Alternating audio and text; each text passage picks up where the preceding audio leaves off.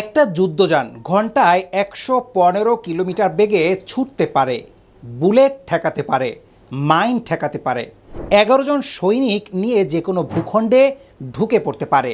এই যুদ্ধযান এখন বাংলাদেশের সেনাবাহিনীর হাতে।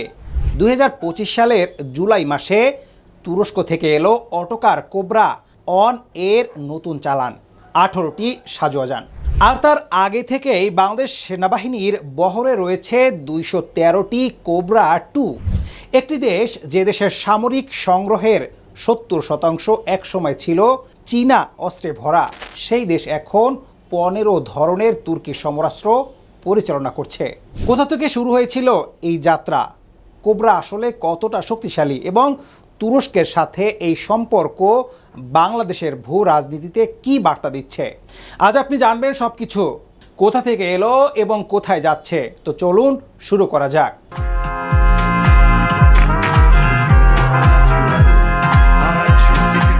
প্রথমে জানতে হবে অটোকার কোবরা আসলে কি। অটোকার তুরস্কের সবচেয়ে বড় সামরিক যান নির্মাতা প্রতিষ্ঠান। উইকিপিডিয়া এবং আর্মি রিকগনিশনের তথ্য অনুযায়ী অটোকার অন তৈরি হয়েছিল ১৯৯৭ সালে সরাসরি তুর্কি সশস্ত্র বাহিনীর জন্য। এরপর ২০১৩ সালে এলো এর উন্নত সংস্করণ অটোকার কোবরা ২। দুটির মধ্যে পার্থক্যটা বোঝা দরকার। ধরুন একটা পুরনো প্রজন্মের মোবাইল ফোন আর একটা আধুনিক স্মার্টফোন। কোবরা অন যদি হয় সেই পুরনো ফোন, তাহলে কোবরা ২ হলো সম্পূর্ণ নতুন প্রজন্মের ডিভাইস। কোবরা ২ এর ওজন কোবরা অনের প্রায় দ্বিগুণ, আকার বড়, সুরক্ষা অনেক বেশি শক্তিশালী। কোবরা ২ এর কী কী বৈশিষ্ট্য?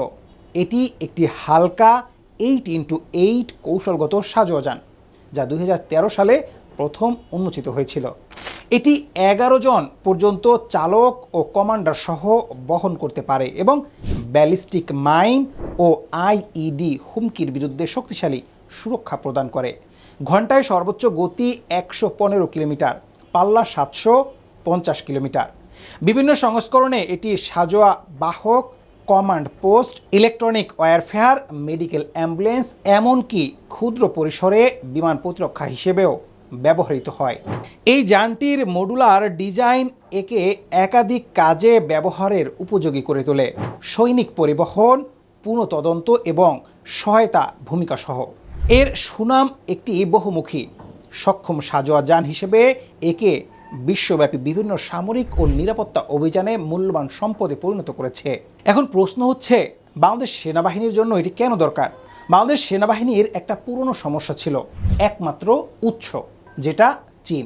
দশকের পর দশক ধরে বাংলাদেশের অস্ত্র কেনার তালিকায় একটাই নাম ছিল চীন। ট্যাঙ্ক চীন থেকে, যুদ্ধবিমান চীন থেকে, সাবমেরিন চীন থেকে। এই নির্ভরতার ঝুঁকিটা কোথায়?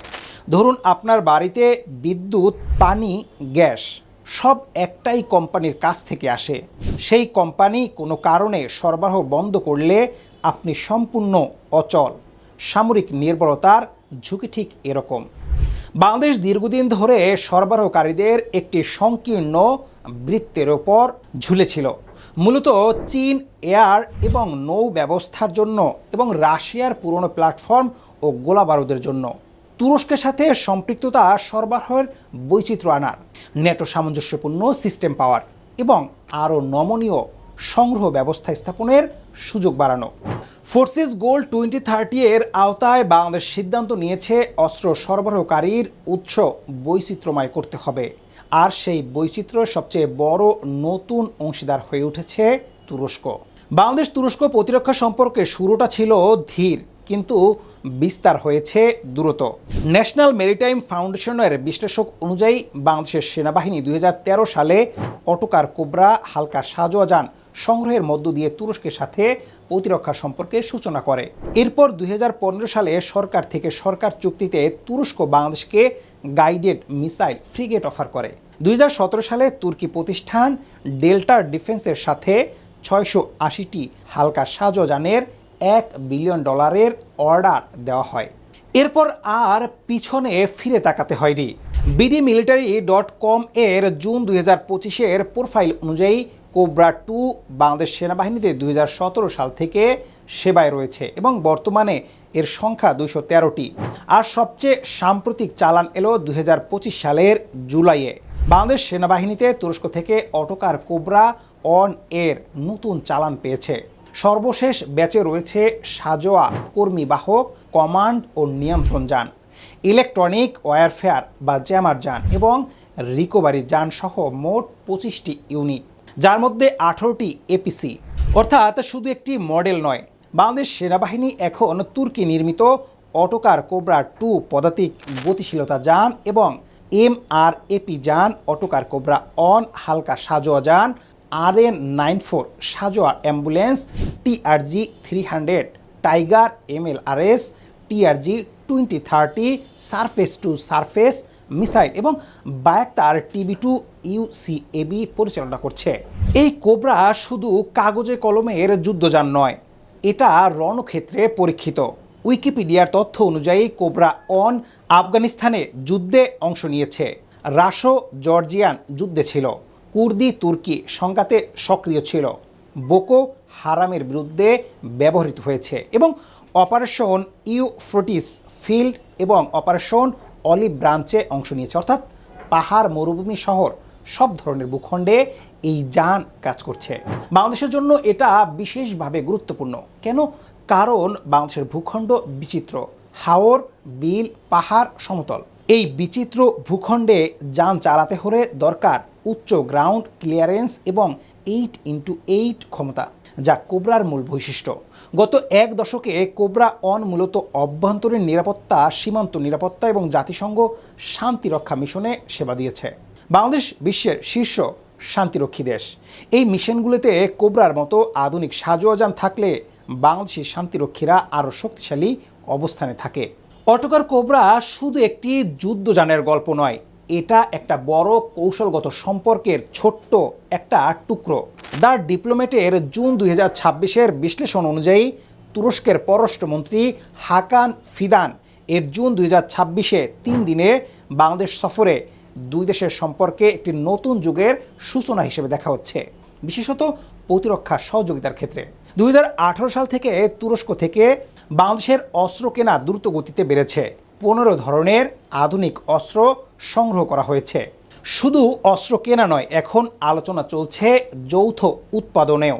সিলেটের কারখানায় আর্টিলারি সেল উৎপাদনের জন্য উৎপাদন লাইন স্থাপন, চট্টগ্রাম ও নারায়ণগঞ্জে প্রতিরক্ষা শিল্প অঞ্চল গড়ার উদ্যোগ এবং দ্বিপক্ষীয় প্রতিরক্ষা শিল্প ওয়ার্কিং গ্রুপ গঠন, এ সব কিছুই এই সম্পর্কের গভীরতা বাড়াচ্ছে।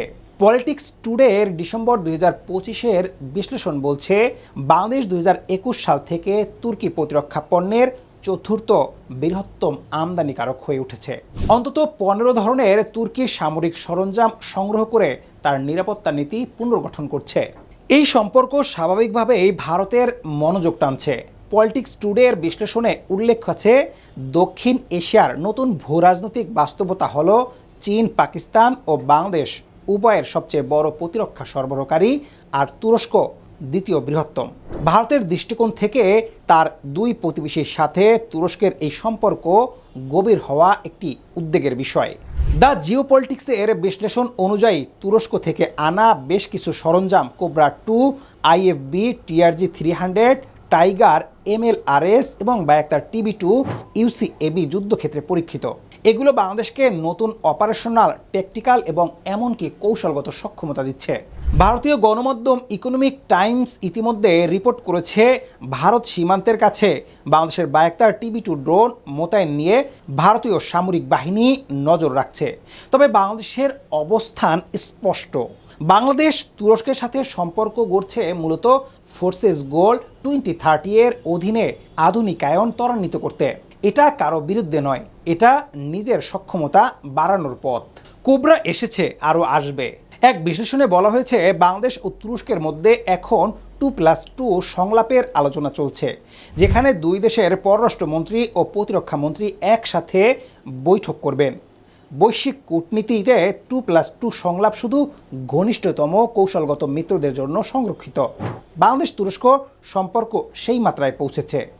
বাংলাদেশ এখন তুরস্কের হাইজার ও সাইপার বিমান প্রতিরক্ষা ব্যবস্থায় আগ্রহী, যা একটি স্তরযুক্ত জাতীয় আকাশ প্রতিরক্ষা নেটওয়ার্ক গড়ার লক্ষ্যে।